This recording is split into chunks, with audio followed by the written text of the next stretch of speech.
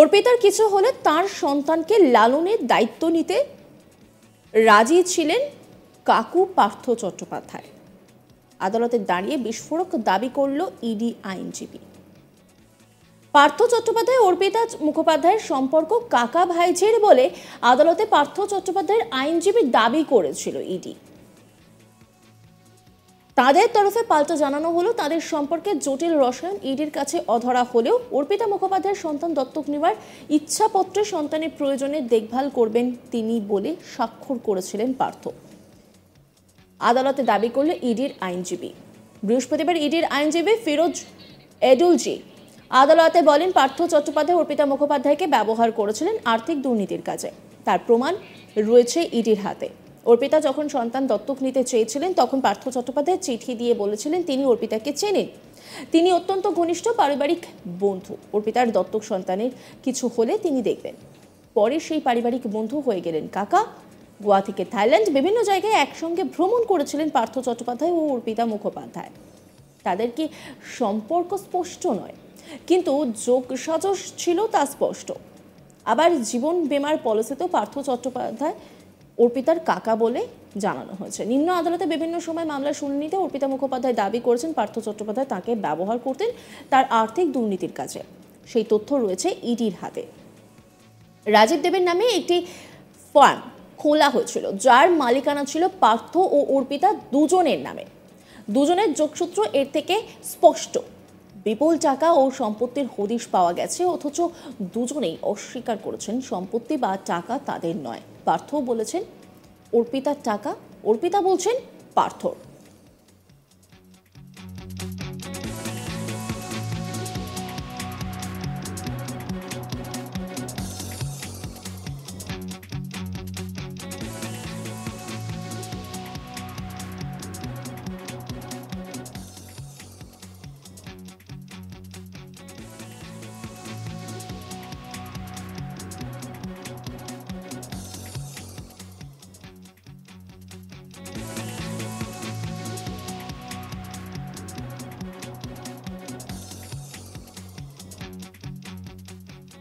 অর্পিতার কিছু হলে তার সন্তানকে লালনের দায়িত্ব নিতে রাজি ছিলেন কাকু পার্থ চট্টোপাধ্যায়। আদালতে দাঁড়িয়ে বিস্ফোরক দাবি করল ইডি আইনজীবী।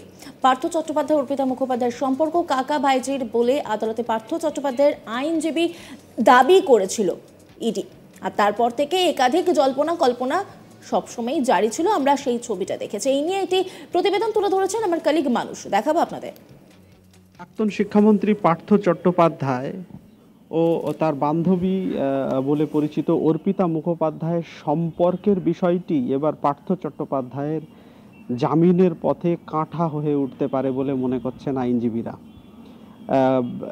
কয়েকদিন আগে পার্থ চট্টোপাধ্যায় আদালতে তার আইনজীবী মারফত দাবি করেছিলেন যে অর্পিতা মুখোপাধ্যায়ের সঙ্গে ব্যক্তিগত নয়, যেটা সংবাদ মাধ্যমে যে সম্পর্কের গল্প ছড়ানো হচ্ছে তা নয়, অ্যাকচুয়ালি তাদের সম্পর্ক কাকা ভাইজির এবং তারা ব্যবসায়িক সূত্রে একাধিক বিষয়ে জড়িত ছিলেন, কিন্তু তাদের সম্পর্ক আদতে কাকা ভাইজির মতো।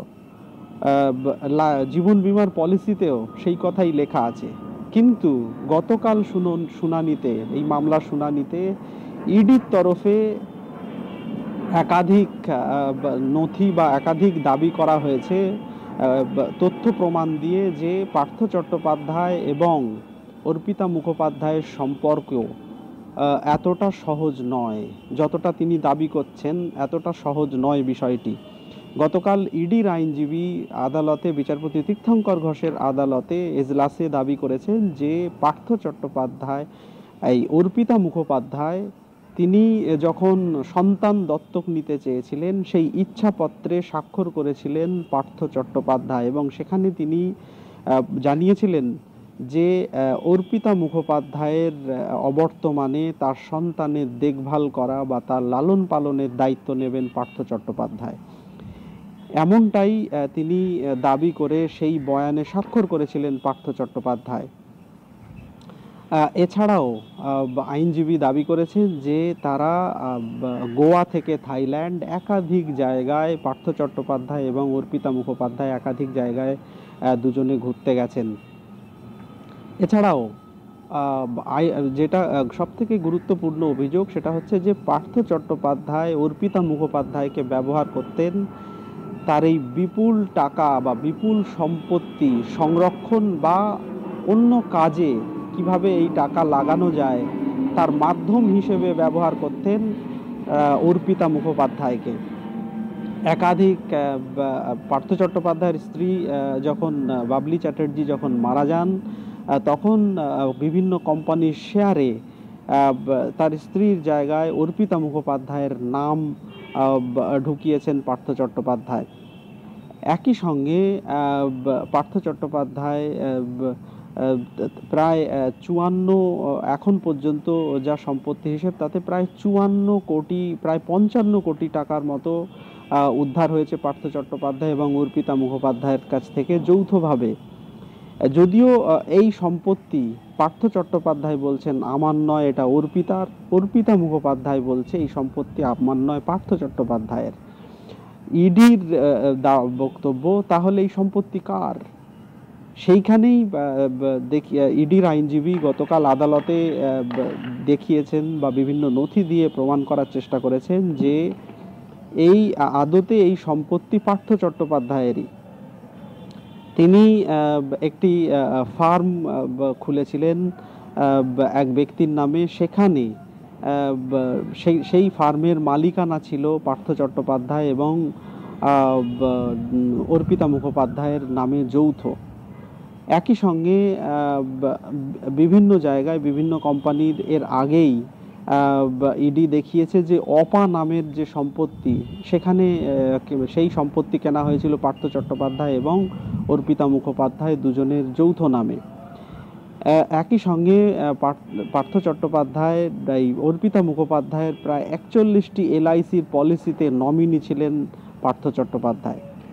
ইডির বক্তব্য এর থেকে বেশি আর কি প্রমাণ দেওয়া যেতে পারে যে তাদের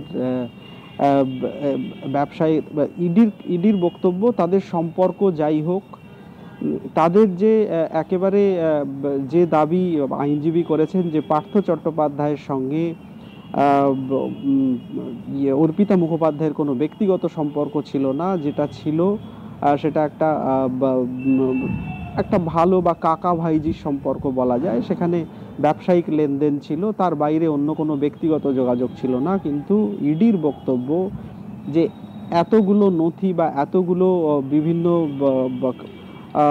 যে ব্যবসায়িক যে কাগজপত্র সেখানে ইডির কাছে যা প্রমাণ রয়েছে তা। অন্যান্য খবরের আপডেটের জন্য অবশ্যই নজর রাখুন আজ তাক বাংলার ইউটিউব স্ট্রিমিংয়ে।